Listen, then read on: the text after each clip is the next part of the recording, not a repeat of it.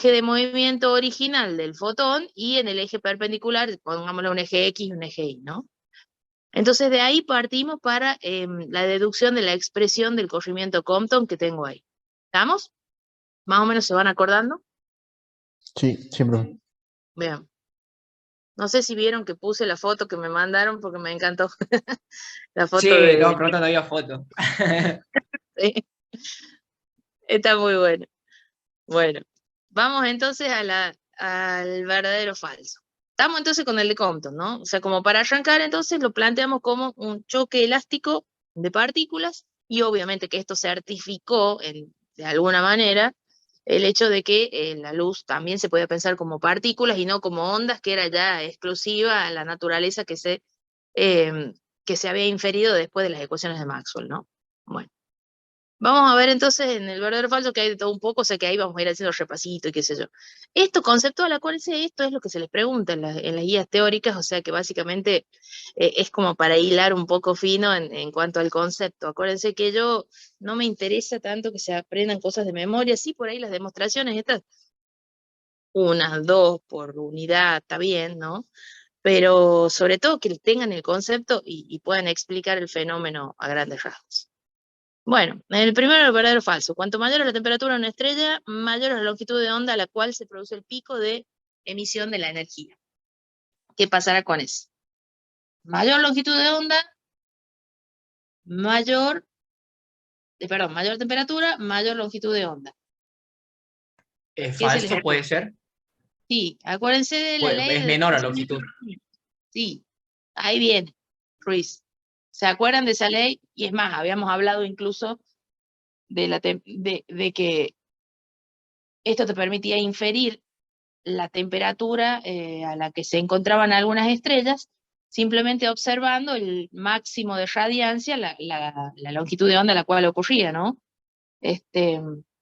Recuerden que el cuerpo negro radia en un rango amplio de longitudes de onda, pero tiene su pico para alguna longitud de onda determinada. Entonces, cuando se probaba con diferentes longitudes de onda, diferentes cuerpos negros de diferente temperatura, lo que se observaba es que la longitud de onda se hacía cada vez más chica, es decir, había una proporcionalidad inversa entre la longitud de onda a la cual ocurría el máximo y la temperatura, y donde la constante proporcionalidad era la constante de Wien, ese era 28,98 por 10 a la menos 2 metros Kelvin, ¿no? Entonces, si uno puede medir esa curva de radiancia de una estrella determinada, entonces podías llegar a inferir un valor de la temperatura a la cual se encontraba. O sea que ahí hay una proporcionalidad inversa, entonces sería falso. Bueno, sigamos. Después lo contestan a esto, pero yo quiero que lo vamos haciendo conmigo, ¿no? Como para tener la idea general global. La producción del efecto fotoeléctrico depende de la intensidad de la fuente luminosa con que se ilumina la placa. A ver, repasemos esto. El fotoeléctrico es el otro efecto por el cual interactuaba la radiación con la materia, pero ahora ya es radiación de más baja energía. Estamos hablando de frecuencias del visible, básicamente, ¿no? Y lo que observábamos es que cuando incidía radiación sobre una placa, se desprendían electrones, con lo cual se generaba una corriente en ese circuito. Entonces, el hecho de que, y esto lo vimos en su momento, el hecho de que se aumente la intensidad de la fuente con la que estás iluminando, hace que se aumente la cantidad de partículas que inciden sobre la placa. Pero si las partículas no tienen la suficiente energía, va a ser lo mismo que mandes 2 o que mandes 10, porque la energía no le alcanza para poder arrancar el electrón del átomo, ¿sí? Pensemos que ahí también el planteo que hacíamos era una conservación de la energía, básicamente. Entonces decíamos, che, bueno, a ver, el fotón viene con cierta energía. En este caso, a diferencia del Compton, es totalmente absorbido, ¿no? O sea que toda esa energía que incide sobre el átomo, sobre el electrón, en parte lo va a arrancar al electrón del átomo, y si le queda algo, es la energía cinética que se lleva el electrón. ¿Está bien?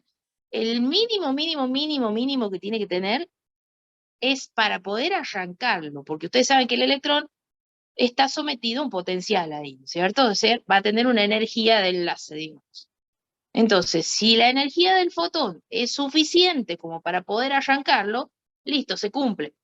No importa qué tan intensa sea la fuente para que se cumpla, sino importa básicamente cuál es la frecuencia a la cual, frecuencia porque de eso depende la energía, a la cual incide ese fotón. Y eso va a estar en relación de qué? Del material que vos tengas ahí, porque los distintos tipos de materiales tenían distintas, le llamábamos en su momento, función de trabajo, ¿sí? Que es lo que era la energía que mantenía al electrón unido al átomo. ¿Se van acordando? Más o menos. Sí. Bueno, menos mal. Bueno, entonces, la producción del efecto fotoeléctrico no depende de la intensidad. Ojo, lo que sí depende es, suponete que largaron fotones, fotones, fotones, vieron que tenían la energía suficiente y se produjo una corriente, ¿no? Si ustedes aumentan la intensidad, o sea, que ya se produce porque la energía de los fotones es la suficiente para poder generar ese efecto fotoeléctrico.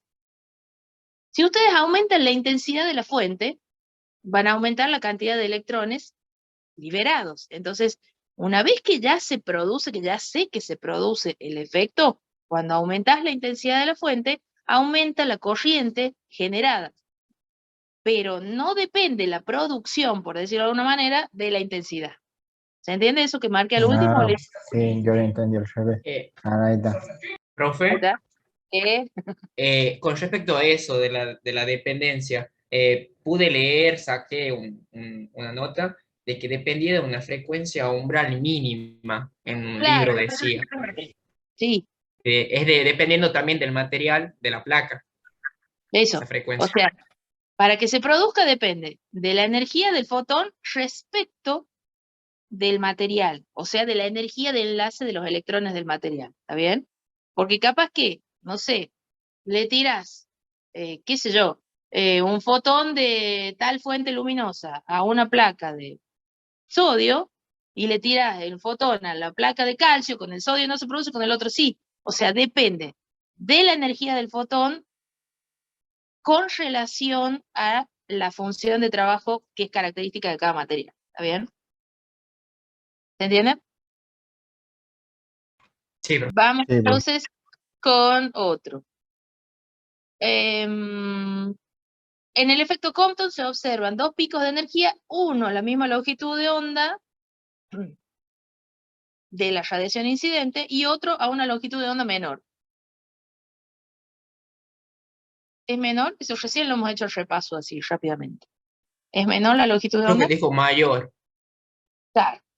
Estoy leyendo acá el verdadero falso, ¿no? Acuérdense que este es un verdadero falso, ustedes pueden decir si es así o no. Claro, ¿por qué es mayor?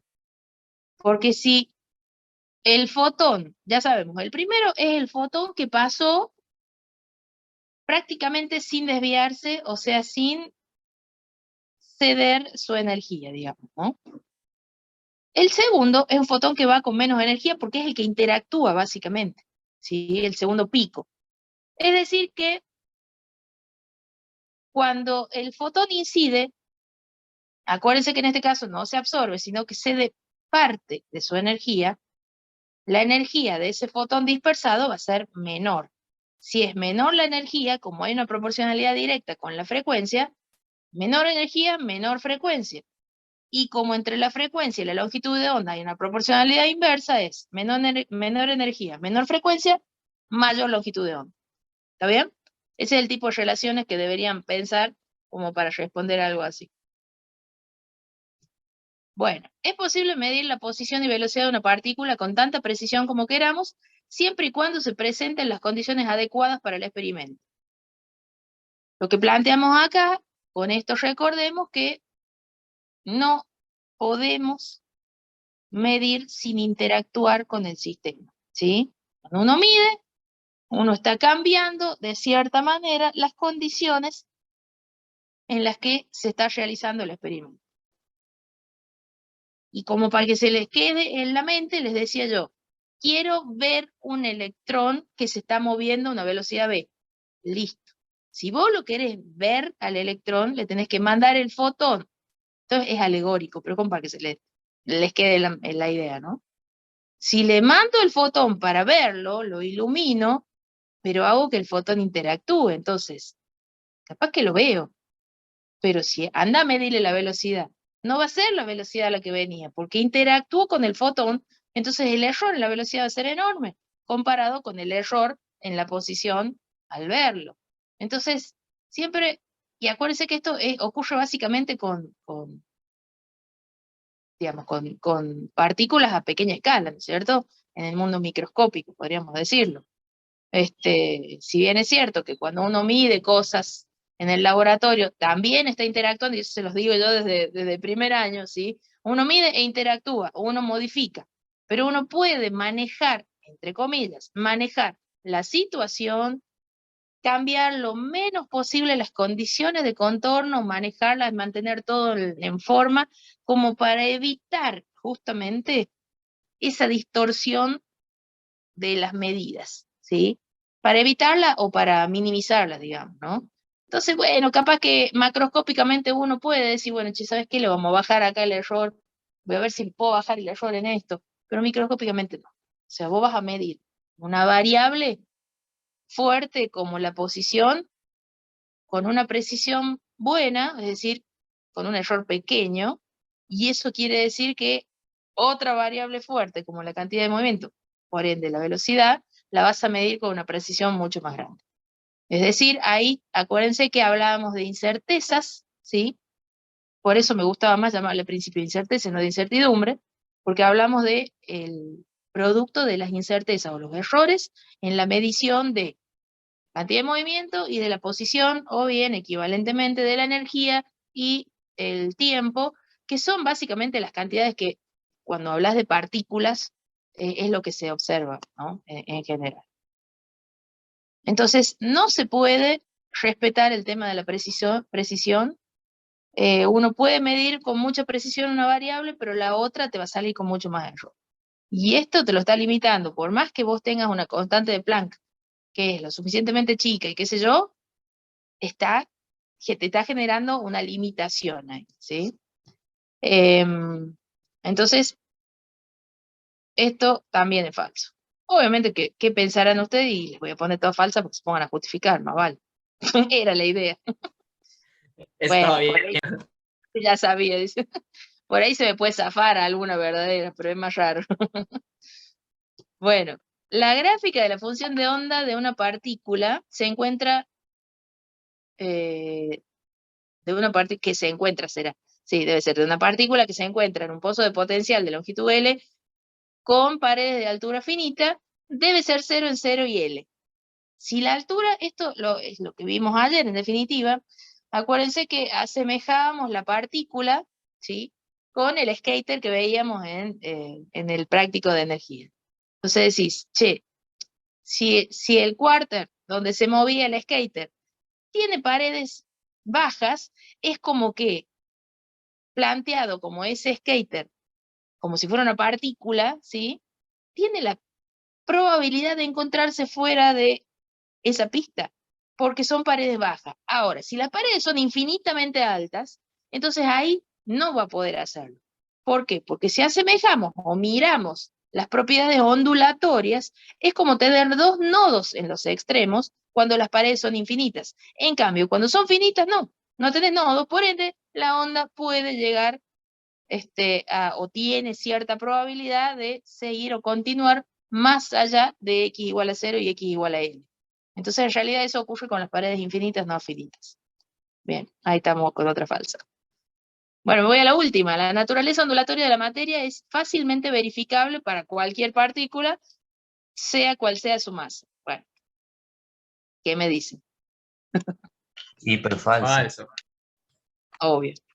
Ya vimos, hicimos un cálculo estimativo, digamos, en realidad, acuérdense que, no sé, por 10 a la menos 30 y pico me daba la longitud de onda de una partícula, digamos, macroscópica, entonces eso es inmedible, ¿sí? Acuérdense que cuando hablamos de que se puede verificar o no, es armar algún experimento para poder medir ciertas cosas, ¿no? En general, entonces, se pudo verificar esto para partículas cuyas masas son recontra chiquititas, ¿sí? Pero no se puede hacer para cualquier valor porque tendrías que medir longitudes de onda extremadamente pequeñas que no se ven directamente. Bueno, vamos al otro. Principio de incertidumbre, explicar el significado con tus palabras y deducir la expresión en términos de energía y tiempo.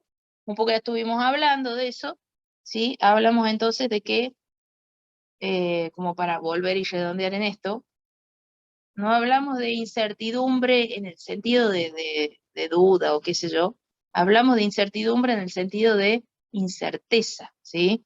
En definitiva, este principio me está hablando de que no puedo, o lo que puse yo ahí en la oración, pero al revés. No puedo medir variables determinantes como la velocidad y la posición con la precisión que se me cante la bola. No puedo. ¿Por qué?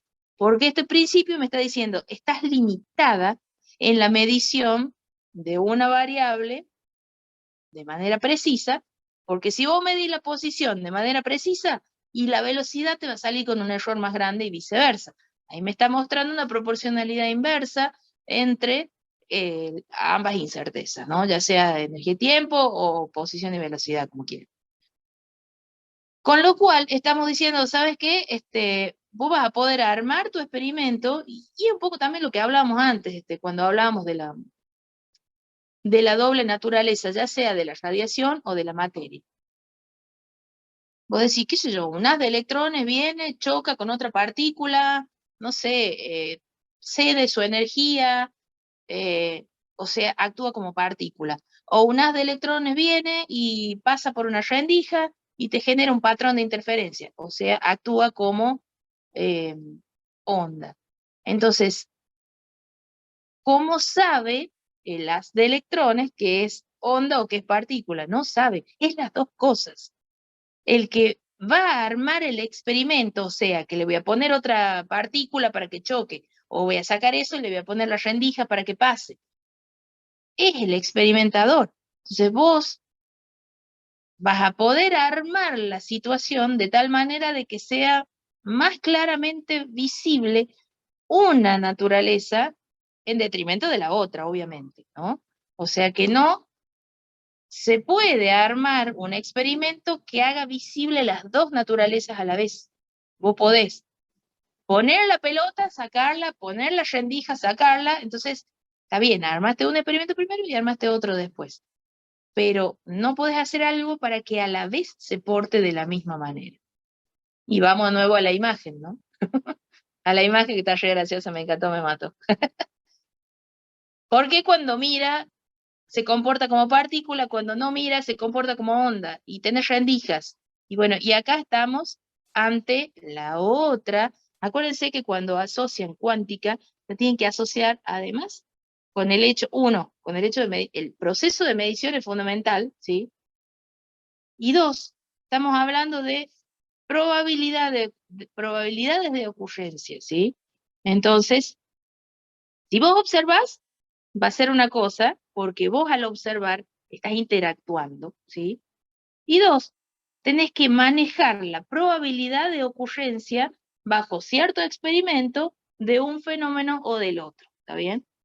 Entonces, bueno, es un poco como para contar lo que es el principio de incerteza, ¿sí? De Heisenberg. Bueno, obviamente que ahí pueden poner, si quieren, el enunciado matemático, delta P, delta X, etcétera, mayor o igual que H barra sobre 2. Igual incluso, o sea, me interesa está bien, la deducción se tendría que ponerse a hacerla porque es simple, ¿sí? Pero me interesa fundamentalmente que comprendan el hecho ese, ¿no? Que en definitiva no podemos medir nada sin modificar lo que estamos midiendo. Bueno, y el otro, tenemos que elegir una opción de las dos que nos da. Es como si fuera un multiple choice de los cuestionarios, nada más que ahora les doy nada más que dos opciones. Bueno, veamos. La luz que incide, ¿alguna duda hasta acá? Más o menos. Después se van a poner a escribir, se ponen a escribirla para que les quede ya y más o menos se orienten. La luz que incida sobre una placa debe tener una frecuencia. mayor o menor que la frecuencia de corte característica del material para que se produzca el fotoeléctrico. Estamos hablando de fotoeléctrico. Placa, fuente luminosa, sabemos que tenemos una frecuencia de corte. ¿Qué me da esa frecuencia de corte? Me está hablando de la energía para extraer el electrón, y por ende que se produzca el efecto fotoeléctrico, sobre la constante de Planck, cuál es la energía de frecuencia por H por F, ¿no? Entonces, esa frecuencia de corte la ves como esa situación límite de la que hablábamos hace un rato, a partir de la cual ya ocurre, y por debajo de la cual no. ¿Por qué? Porque vos me estás diciendo, cuando estamos justo en el límite, claro, cuando estamos justo en el límite, el fotón vino, arrancó el electrón y ahí quedó, sin energía cinética de sobra, pero lo arrancó por lo menos, ¿sí? Para que además se lleve energía cinética el electrón, la energía del fotón tiene que ser más grande que esa frecuencia de corte, o bien la frecuencia del fotón tiene que ser más grande que la frecuencia de corte, para que pueda producirse el efecto, además de haberlo arrancado el electrón, que le dé energía suficiente para que circule por el circuito, bla, bla, todo eso. ¿Se entiende? Entonces, si en algún problema, porque por ahí los problemas, viste que se les pide, che, no sé, tenés una placa de tal cosa, la función de trabajo es tal, y la alumbras con una fuente de no sé cuántos nanómetros. ¿Se produce o no se produce el efecto fotoeléctrico? Y bueno, ahí tienen una forma, digamos, de ver si se produce o no. Es decir, calculan la frecuencia de corte. Si la frecuencia de la luz, que es comparativa nada más, les da, de la que les dio el problema, más grande que la de corte, entonces sí se produce. Si es más chica, no se produce. Ya está. Y eso, digamos, puede ser una forma de respuesta de un ejercicio práctico, simplemente comparando la frecuencia de la luz con la frecuencia de corte del material. Bueno, la hipótesis de Planck para ahí cagamos, para la radiancia del cuerpo negro debe ser. ¿Qué escribí yo? ¿Qué estaba pensando? Bueno, o se ve que el paralá, ahí voy a leer todo a ver qué me dice. La hipótesis de Planck establece, claro, el paralá hay que sacarlo, establece que las moléculas absorben paquetes discretos de energía cuando permanecen en un mismo estado cuántico o se produce un salto cuántico. Hay que sacarle el paralá.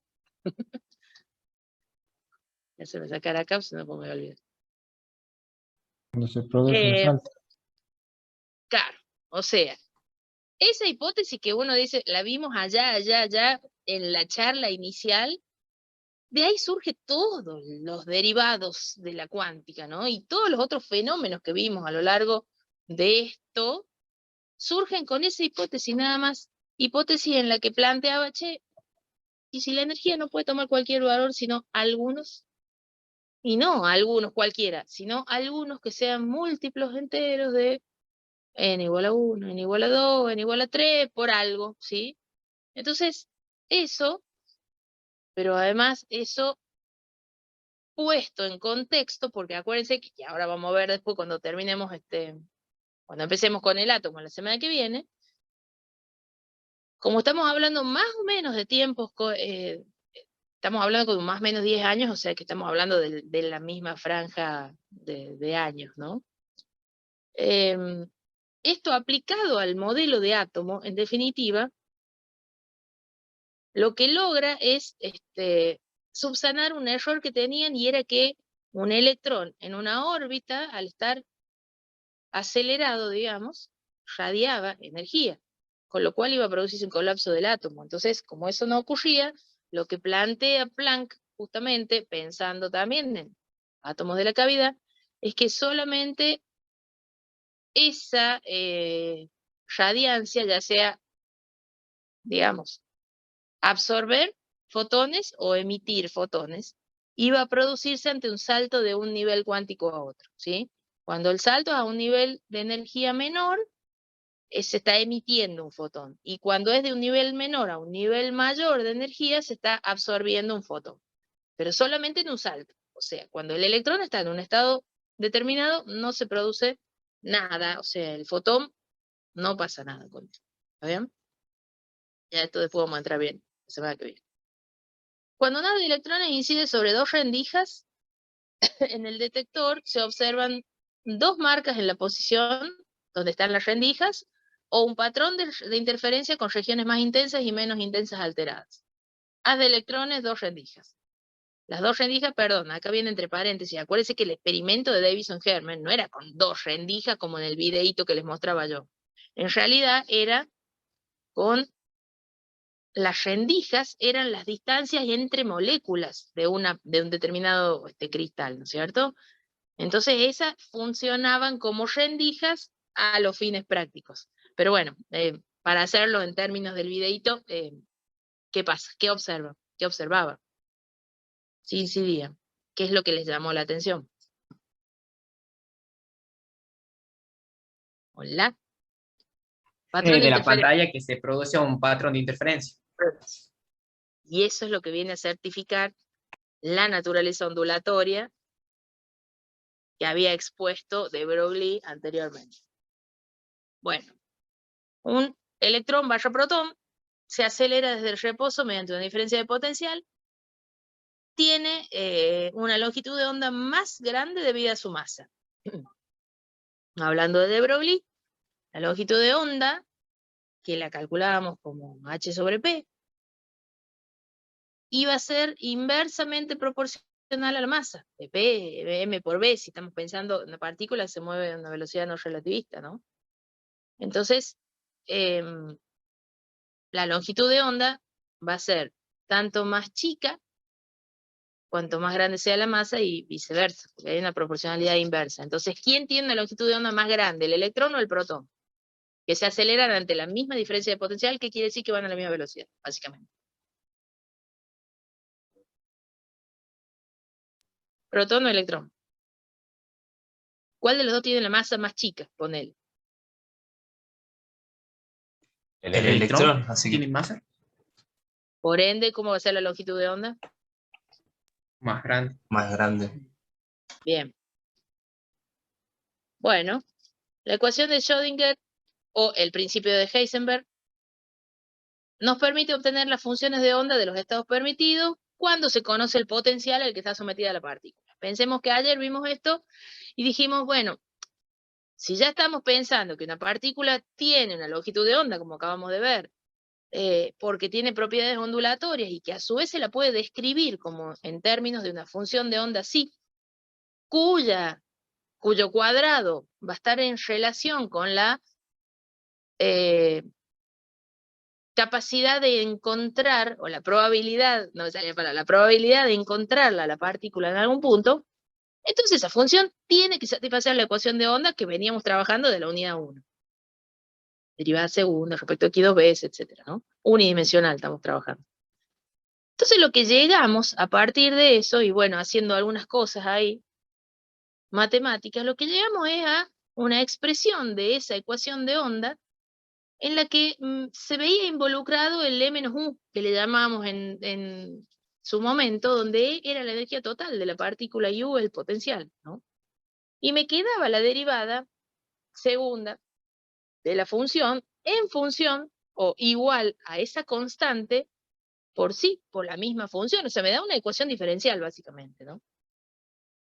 Entonces uno de ahí puede inferir, justamente, si conoce la energía y el potencial, cuál es la función de onda que describe a esa partícula en sus estados permitidos. O sea, no es el principio de Heisenberg, es la ecuación de Schrödinger, ¿sí? Y finalmente el efecto Compton se realiza con fotones de rayos X o con ultravioletas. Rayos X. Bien. Bueno, más o menos les quedó. Esto como que, digo, está resumido y hay, la idea era ir tocando y repasando un poco para que conceptualmente veamos si nos había quedado como que más o menos lo importante, ¿sí? Así que, supongo que la semana que viene ya haremos el formulario. Háganme acordar si no le pongo el nombre. No sean odiosos ustedes también. Me pasa como Bueno, en la actividad que no sé de quién es. todos 10, profe, tenemos en el anterior, ¿no? Se lo voy a mandar de nuevo, ahí van a ver, va a quedar la bulla. Ay, Dios. Bueno. Entonces, profe, de la semana que viene a la otra rendimos. ¿Qué iban a rendir? Nada, te jodien. No, yo Bien. sé Le que... decimos rendir a nosotros, a la guía. Tenga piedad, profe. El Así lunes le que pusimos viene la les letra. mando el formulario antes de empezar o después, ya vemos, ¿sí? Con átomo.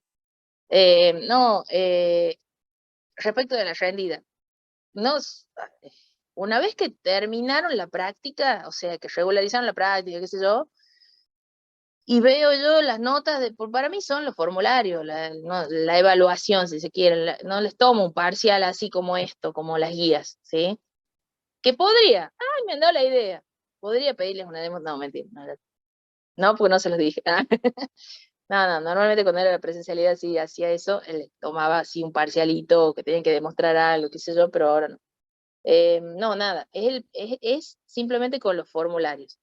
Acuérdense que dijimos que, supongamos que, porque ahí tengo que esperar ya las notas de los parciales de la práctica, ¿no?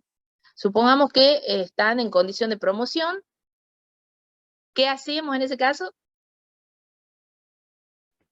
¿Le firmo la Presentar libreta un nomás? trabajo Bueno, de bien, ese coso, ¿cómo es? a ver, Con tema de la elección. sí. Entonces acuérdense, bueno, pero primero tengo que ver también además si es que han presentado el informe, que creo, tengo que entrar, Cáceres, me acabo de acordar que tengo que entrar al mail ese. Me parece que vi uno de Pereira, no sé si está acá, pero no lo leí. Ya corregí algunos de los informes, el de Pereira que no está, o si está. Me parece que lo vi, pero no lo leí porque no sé, estaba buscando el de un chico que me dijo que le corrija otro de Física 1, y bueno, ya, y vi que estaba ahí. Pero bueno, ya lo voy a leer. Sí, está en el mail del laboratorio, que es donde yo recibo casi todo. Y el otro ya lo voy a buscar en el otro mail. Lo que pasa es que no entro nunca a ese mail. En cambio, el del laboratorio es como más frecuente. Pero ya voy a entrar y te voy a responder así, más o menos vemos. Con las notas de los formularios, menos el de relatividad. Y con el práctico presentado y qué sé yo, ya está. El tema es entonces que después vamos a elegir algo, si es que para el que esté en condiciones de promoción, ¿sí? Y bueno, obviamente que si quieren y quieren profundizar en algo y si quieren que yo les dé algo para que lean y preparen y demás, bueno, vemos y hablamos. Y si no, bueno, lo hacen por su cuenta, tranqui, todo bien. Eso ya correrá por cuenta de ustedes. Álvarez creo que estaba pensando en algo de relatividad, ¿no es cierto? Por No va a querer supuesto, algo del curso de Edelstein. tengo acá los libritos, así que ya le vengo pegando leído. Bien, me alegro. Me alegro. Bueno, entonces, Si es que promociono. bueno, si es que ¿y cómo van en la práctica? ¿Ya está más o menos bien o no? Sí, es fácil, o sea, ¿o no? No Siempre me me la contesté. mando con las fórmulas, profe, así que hay que ver cómo me fue. Bueno, ni me contesté entonces. Bueno, bueno, sí, va a depender de eso, obviamente. Pero bueno, y si no, igual, si no, si es que no promocionan, regularizan, igual cuando es el examen final, es algo así como las guías que les presento yo, ¿no? Nada más que sin los verdaderos falsos, o sea, les doy, che, por ejemplo, que les diga, bueno, a ver, desarrollame conceptualmente, no sé, la idea, la unidad de relatividad, por decirte, ¿no? Conceptualmente, y desarrollame formulísticamente el corrimiento Compton, por decirte, por lo que está en la guía. Entonces es una cosa así, ¿me entendés? De las 2 o 3 unidades, algo me tendrían que poder desarrollar, si es que van a rendir, digamos, regular, ¿no? Me tendría que poder hacer algún desarrollito teórico. eh, Lo del laboratorio, uy, bueno. Bueno, que ya te contesté, entonces tendría que entrar a mirar al mail y reenviarte eso. Bueno, ya lo voy a hacer. Ya veo si en un rato, cuando salga del curso, ahora me pongo a hacer eso. ¿Estamos? Le veo el de Pereira y te mando el tuyo. Bueno, niños, nos estamos viendo entonces. Y Bueno, profe. bueno, el lunes ya vemos, ahí arreglamos si lo hacemos antes o después de la clase, pero hacemos el formulario. Fácil, fácil. Bueno, nos vemos Bueno, entonces. Chao, Nos chao. vemos, gracias, profe. profe. Hasta luego, Hasta luego. profe. Chao, profe.